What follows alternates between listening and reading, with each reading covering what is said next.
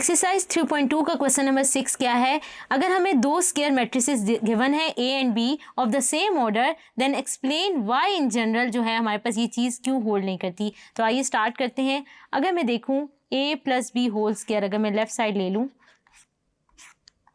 और मैं इसको ओपन करके लिख लूं और क्या करूं, मल्टीप्लाई करना स्टार्ट कर दूं, तो यहाँ से मेरे पास क्या आ जाएगा, A dot A plus A dot B plus B dot A and plus B dot B। तो मैं इसको लिख सकती हूँ A square plus A dot B plus B dot A plus B square. अब हम क्या A डॉट B और B डॉट A को ऐड नहीं कर सकते जब हम बात कर रहे हैं मैट्रिसेस की, क्योंकि हमने पढ़ा है कि मैट्रिसेस में कम्यूटेटिव लॉ जो है वो क्या करता है, होल्ड नहीं करता। तो इन जनरल जो है हमारे पास क्या है, A हमारे पास जो है A डॉट B जो है B डॉट A के बराबर नहीं होता।